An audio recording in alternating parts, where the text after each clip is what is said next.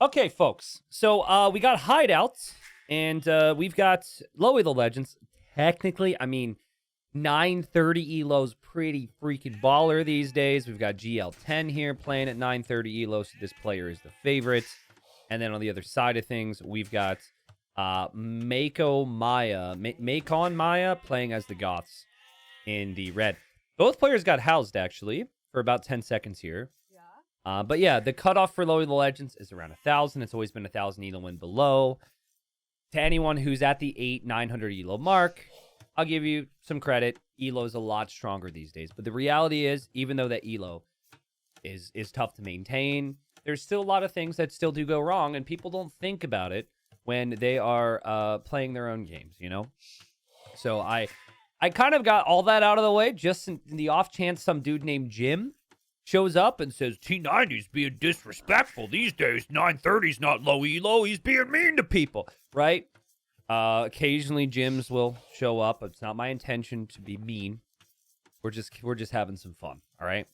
Now, this is a wild matchup. I remember a lot of arena matchups with Turks and Goths, because the Goths are one of the most terrifying civs in later stages of a game for pretty much any type of civ out there. Knight civs or archer civs, right? They have the cheap halbs against the knights. They've got the huskarls against the archers. But if you're going to think of a type of civ to face up against the Goths, it would normally be gunpowder then.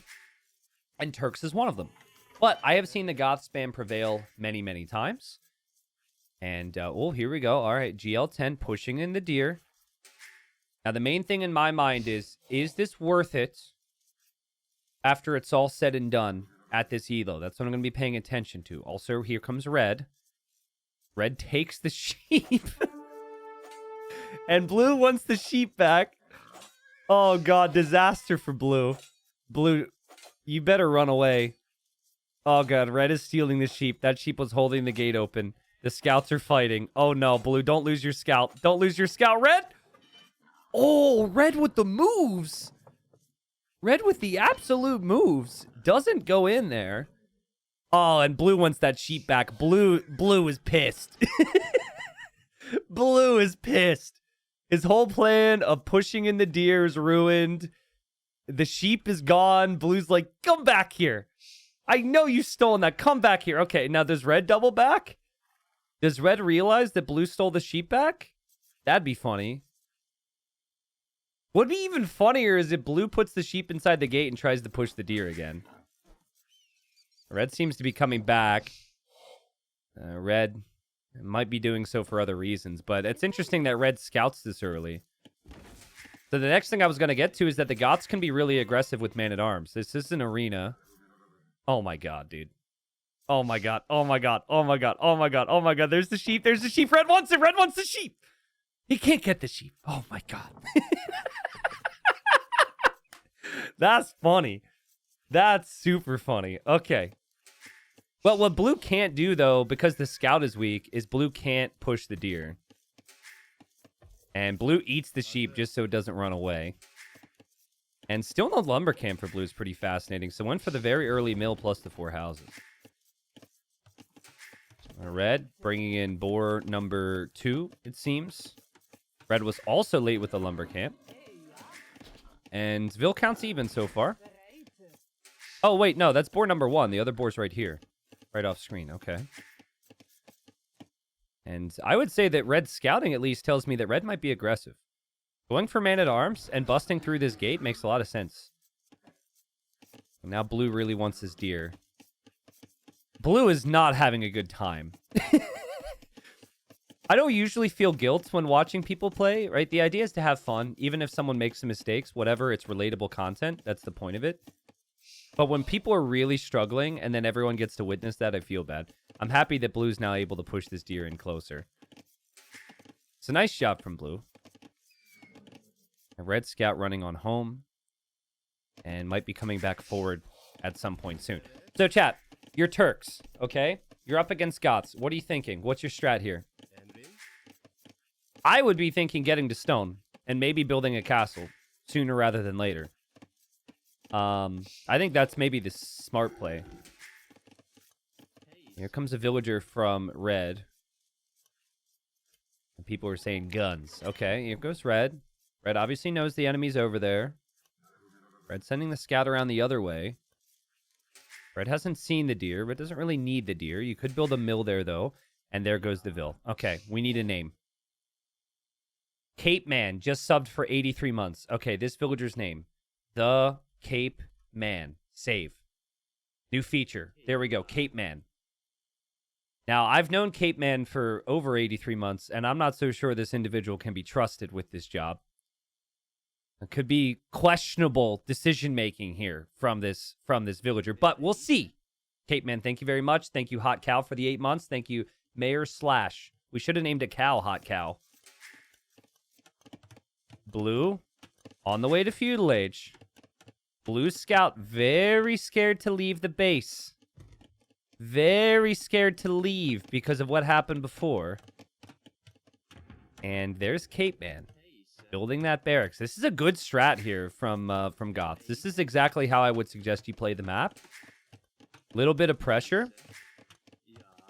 A couple of villas are going to leave to take the deer, which is good. I was going to say, back when the deer shenanigans started, that I think players should really be milling the extra deer. I guess you're not going to get better at pushing it in, but I don't think players of this elo benefit from pushing the deer, actually. And the villager is going to build walls in front of the opponent's gate, rendering the opponent's gate useless. A strategy I have seen before. It's such a silly strat because blue can just delete a hole in the wall anytime to come out. But it is annoying, and I wonder if blue notices that. There's the Vil building the archery range. There's also going to be man-at-arms. And blue, you could tell blue definitely is thinking about Castle Age more than anything. Blue's building a market, but I'm kind of worried for blue here. I mean, blue's not anywhere close to clicking up to Castle Age. This pressure could get out of hand fast. Now, red's behind in Vils because red's focusing on the pressure. So red isn't really, like, balancing eco all that well. And now red is building more walls? Bro, you want to break in there. Why are we walling? Okay. All right, so man-at-arms are here. Let's see how red manages this. Oh, God, red is... Oh, man, red is panicking. Red is bringing the whole town to build a tower. It's a community event. Oh, boy. All right, well, you can fight off the man-at-arms together, I guess. One villager down. 2 villagers down. 3 villagers down. 4 villagers down. No, red builds a gate. Red builds a gate.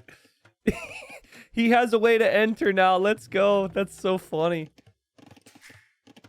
So I saw a comment the other day on a Twitch chat, and I don't know anything about this individual. I'm not going to say their name either. I don't want to randomly call them out. But they said, if someone feudal age attacks me on hideout, I resign. Anyone else in that boat? It feels like blue is that type of player. Blue's like, I hate this. I'm just going to Vil fight it back. Like, he didn't know what to do. It ruined his whole strat, so he's just like, well, screw it.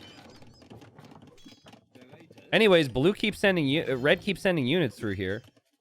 Vil count's still basically even. What red has not done is add any farms at home. Red really needs to be focusing on that. And honestly, I think red should be bringing the army in to find more damage here instead of walling the opponent. But it is going to add to a lot of mind games. But this game is not over. Not over at all. If blue can get to Castle Age, maybe blue could adapt out of this. But blue still needs to click up. Blue is clearly very, very, very, very frustrated with how this has gone. Oh, God. These villagers are on a smoke break. They already took their break earlier. Now they have to go to the TC to get reprimanded because there was a bell that rang. Oh, God. You know what blue looks like, guys? Blue looks like a player who likes to play arena, who hasn't gotten to play arena. Blue's like, where are my stone walls? This isn't fair. This isn't fun. This is not the game for me. And now the market's getting taken out. Blue is on the way to Castle H. But red now needs to just... You're doing a lot with the attack. Focus on the basics at home. Get some farms going. Because you need to get to Castle H. You've done enough damage. The best thing you can do against an arena player in these scenarios is take down their market. They're used to using that market to balance out their resources. So that's really good. Blue does build some house walls here. But man, imagine being blue. He hasn't left his base except to bring the sheep back home. The front of his base is being walled in. Look at this from blue's perspective. Like, this must be so painful. How are you supposed to have any belief that you could win this game? Now, you do get the Lycav upgrade for free. So we've got scouts on the way. So maybe blue could make a couple scouts and get them into Lycav. But you need... Man-at-Arms are actually okay against Lycav with no upgrades. So really what you'd want here is Knights. Kind of crazy, though. Red just continues to wall in the opponent. Red must be living the dream right now. Red might be able to finish this. Blue needs to send a scout to go kill that. This is far too cocky from red. But blue is terrified. Blue's terrified. If your scout is underneath the TC, that is not a great sign when you need to fight back. All right. Market's down. Blacksmith is down. Villager's still walling there.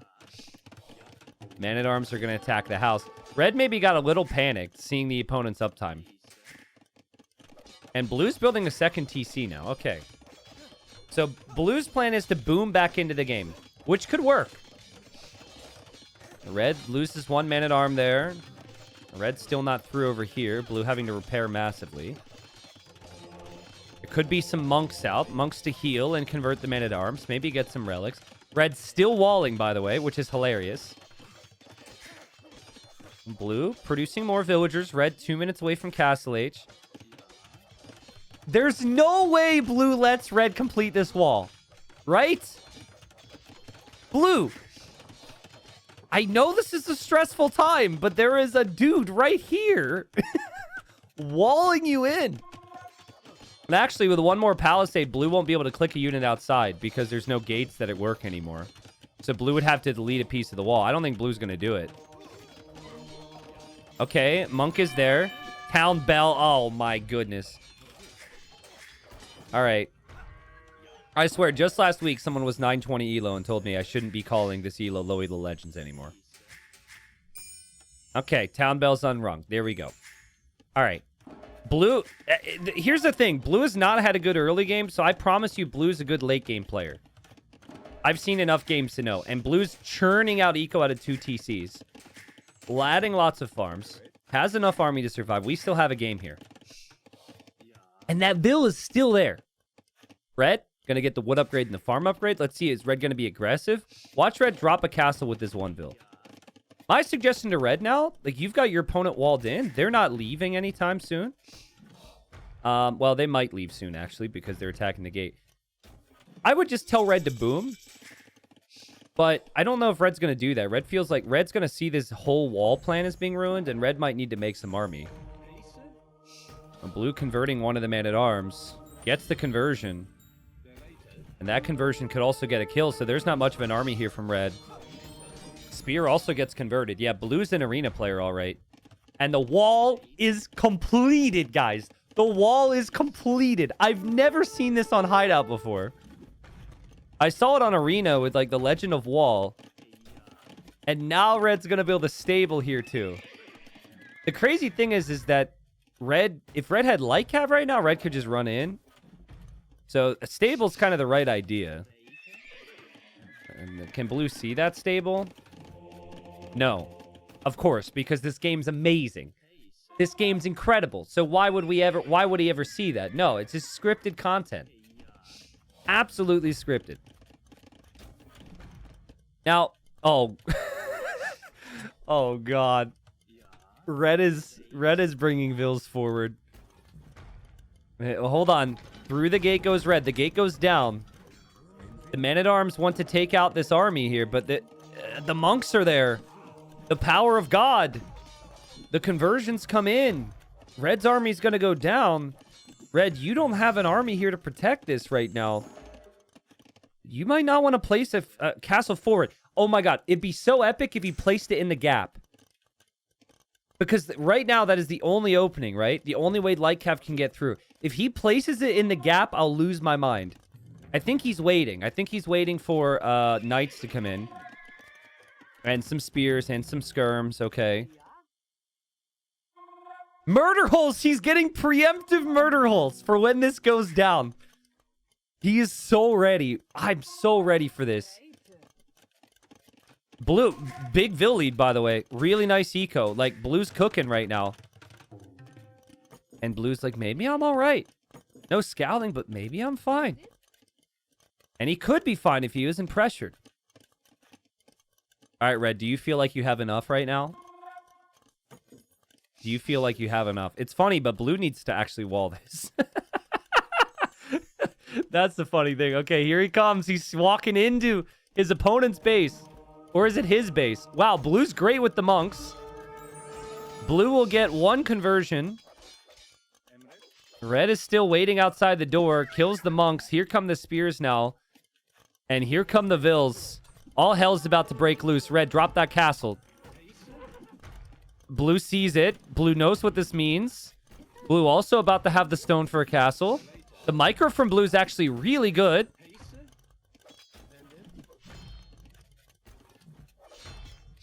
Hello?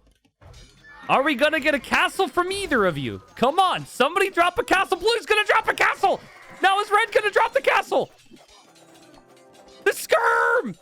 Move the skirm! Okay, there's a castle from Red. Oh my god, dude. Oh my god, this is crazy. Okay. Red, you still got a man-at-arm to deal with, but this is probably okay. And Blue is not happy. I don't speak that language, but I imagine Blue... That's not like, great castle, bro. Great strat. I'm so impressed. That's not what that translates to. Maybe somebody can help me and tell me what that means. But that was a crazy game. Oh, that was so fun, man. That was so fun. That was fun for everyone but Blue, honestly. Oh. Okay. You don't want that translated? I mean, if I don't translate it, everyone else is just going to translate it themselves and waste their own time. It has something to do with balls. It basically means he's very annoying. Okay. It's slang. Oh, he said more. I don't know if I could show this one. I happen to know a couple words in Spanish and... Ooh. Don't we have a chat filter, by the way? I thought the chat filter was supposed to stop profanity. This next line... Let me double check this one. He's not happy. Man, if only he would have, like, with the ferocity that he's typing with, if only he would have made some army early, he would have been a beast. Let me, hold on, chat.